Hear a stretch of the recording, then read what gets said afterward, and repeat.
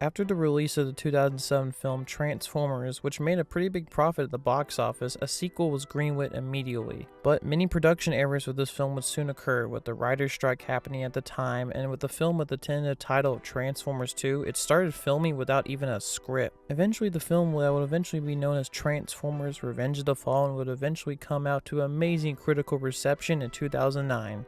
Why don't you get a haircut with your bitch ass? Which, of course, I'm being sarcastic here, but as said before, we're talking about Transformers Revenge of the Fallen. This film actually made more money than the first one, but is generally received as the worst Michael Bay Transformers film. Now, personally, I feel like The Last Night is the worst Transformers film, but that's besides the point. But in this video, of course, we're not talking about the film. We're talking about the movie tie-in game that was released in 2009 alongside the film, Transformers Revenge of the Fallen, the game. This game was released on Wii, PSP, PS2, PS3, the DS, Windows, Xbox 360, and just pretty much every known console at the time. Usually when I hear people talk about movie tie-in games, which is kind of rare as it is, I never really hear anything about this game. Even out of all the Transformer movie tie-in games that I hear at least some people talk about, I never hear anything about this game. So going in with expectations that are really non-existent, and also just me being a little biased since this game is based off one of the worst Transformer films, well, surprisingly this game came out decent. I know it's pretty shocking, but actually the movie tie-in was pretty good. Well, want to figure out why? Let's get into it. The game, once again, like the last one, has two campaigns, an Autobot and Decepticon one, at least if you play certain versions of the game. If you play the PSP or DS versions, it's just one campaign. Now, how is the campaign for this game? It's very meh to mediocre. Once again, like the last game, it's just a very disjointed version of the movie's event. Luckily though, the movie it's adapting has a lot of bad things about it, so a lot of bad stuff with this game was cut out of the campaign, like no Optimus dying or, god, no annoying humans. Yo, Papa, bad news, bro. Ran out of toilet paper. You got any out here? Please tell me.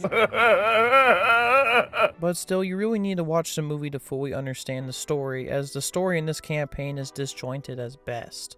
Also, the cutscenes are kind of not really great cutscenes, but more like fancy introductions to levels. They're fine and they serve their purpose, but I would have liked a much more traditional cutscene narrative style. The game also has this thing where it has these little recaps at the end of each mission, which basically is either the Autobots or the Decepticons discussing what they did and basically what their next plans are. These are perfectly fine and push the narrative along fine, but they're just kind of weird. The voice acting for this game is also okay for the most part. Peter Cullen does his thing like most of the times, and some of the movie actors do come back this time around, like Shia LaBeouf who plays Sam in the game. And I don't know if it's just me, but he actually has a lot of funny ass lines in this game, and arguably in my opinion, may actually have a better performance in the game than he does in the actual movie. I know you're freaking out. Don't freak out. Don't freak out. Easy fix. Puzzle code in my head. Now it's on the walls. Everything is good. Megan Fox is here. I mean, there's really nothing to be said about her performance in this game. And then we have the rest of the voice actors, including Starscream's voice actor, which in my opinion just still isn't right for some reason. This time around, instead of sounding like an old British man, now he sounds like a man who drank way too much Monster and now his voice is all fucked up. You have been eliminated. It has been. I have led our first major victory against the Autobots. Chill. And then we have Megatron's voice, which is just weird. And then Bumblebee's voice actor is also strange, to say the least. It doesn't really sound like Bumblebee to me. Overall, the voice acting is still pretty solid for the most part, despite some personal grievances I've had. The Autobot campaign has many sections from the movie, like the Shanghai part, the Egyptian fight, and so on. In terms of characters you can play on the Autobot side this time around, you get to play as Prime, Ironhide, Bee, and finally Movieverse Ratchet. And he's overall pretty fun to play as, and it's also great to just finally see him in the Transformers game and I'd be able to play him. And then we also have the new character Breakaway. He's the jet character for the campaign in terms of the Autobot side. He actually never appeared in any of the movies, only in concept art, books, and tie-in comic books, and the next game we will eventually talk about. The structure of the missions this time around are also non-linear in nature. You still play missions in an order to play through the campaign, but you can easily go back to them and choose whatever missions you want to play or any side missions. which is pretty cool. Also, playing certain moments in the movie is also pretty cool as well, like the Devastator fight, and I do like how the campaign kind of expands on some of the ideas that were briefly touched upon in the movie. Like the idea that there was an actual fleet guarding Megatron, which was an idea that was briefly mentioned in the Bayverse but never actually seen in the movies. Well, here that's actually there, and how he escapes actually makes some sense. Unlike in the movie where there was literally one sub guarding Megatron. Like, bruh. Overall though, the Autobot campaign is pretty meh. I would say that it feels like a disjointed part of the movie still, but overall it's a decent to meh experience. The gameplay really makes up for what the story severely lacks though. The Decepticon version of the campaign this time around feels even more thrown together than the 2007 game, with cinematics that are literally reused from the previous campaign to pad out the story. Regardless of all these flaws though, it's overall fine. Like the Autobot campaign, it picks up after the first movie, and in it you get to play as Starscream, Sideways, which, remember that classic character? You also get to play as Long Haul and Grindor? What? Quick side note though, if this Transformer actually looks familiar to you, it's because he's literally a copy of Blackout from the 2007 film. I'm guessing this was done to reuse assets and save money, but by god is it lazy. And finally we have the Revenge of the Fallen version of Megatron. Overall, the story of this campaign is still pretty meh, just the same missions you play from the Autobot campaign, but just alternate scenarios, like destroying buildings, capturing Sam, and so on. I mean, even shoot, they even reused the Fallen fight at the end, but just somehow shoehorned Megatron into betraying the Fallen because of some made up reason, like the Fallen promised Megatron he could become a Prime, but found out that eventually that you can't become a Prime, you were born a Prime, which in my opinion was just kinda lazy. Now I understand that some of this is also rooted in the original version of Revenge of the Fallen, as some of the other adaptations of this movie also have this storyline, but still feels kind of lazy. Overall, I would say that the experience is pretty decent. The story is nothing to write home about, but the characters themselves are actually fun to play as. I love playing as Sideways as it feels fast and fun to use. Mongol has some pretty nice primary weapons. Starscream feels way better to fly instead of breakaway with his sluggish movement, and Megatron overall feels nicely balanced.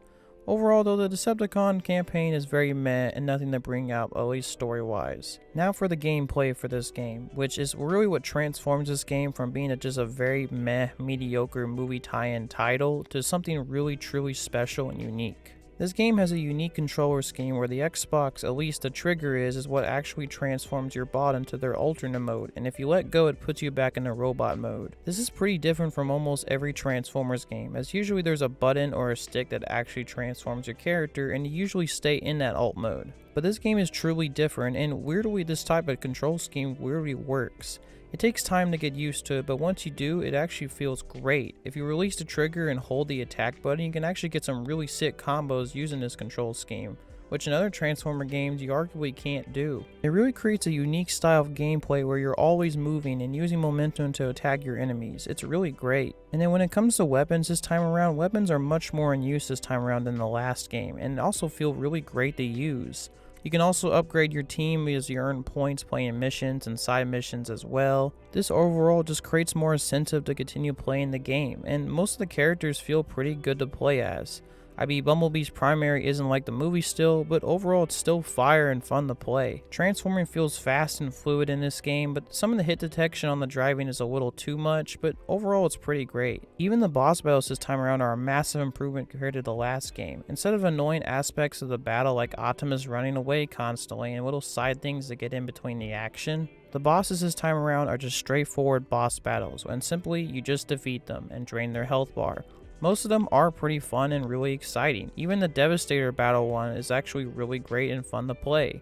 It's a nice addition to the package overall with the boss battle. Overall, I would say that the gameplay for this game isn't for everyone, but once you truly get it, it really becomes something special and truly unique to this game. And overall, the gameplay is very good and arguably the best thing about this game and makes it worth playing. It creates experience that's so unique compared to other Transformers games, and arguably, I think people should play this game just for that alone. Now, this game not only included a campaign, but also had a multiplayer as well, and it also released packs of skins and new characters for the game and DLC. This included G1 Megatron, Starscream, and at the time Revenge of the Fallen Soundwave, and even my boy Jazz got to make an appearance and other characters.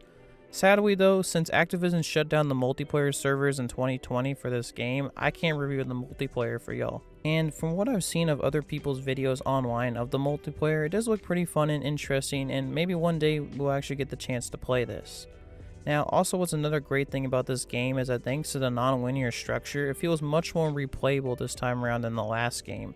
Even some side missions are included as well, which are also pretty decent and solid themselves. Overall, coming into Transformers Revenge of the Fallen, the game, I really didn't have much expectations at all, but actually came out with having a really fun time with it. What saves this game for me was not the disjointed story or some of the weird, lazy, reused cutscenes or some of the reused levels and cinematics. What saved this game for me was the unique gameplay and control scheme that really sets this game apart from other Transformers games. It makes the game truly unique and special, and yes, it's sometimes challenging, but like I mentioned before, once you get it, it's really rewarding and fun. Overall, this movie tie-in game isn't going to blow your mind. Even it's not going to blow a lot of Transformers fans' minds. But it will provide a decent and fun time for you thanks to the unique gameplay, and overall I have to say it's a pretty decent movie tie-in game. A little bit better than the last one if I had to say so myself. Overall, that was Transformers Revenge of the Fallen, the game. If you liked this video, I want to say thank you for watching this video, and I hope you have a good rest of your day. See ya. I'm getting up. I'm getting up. Let go.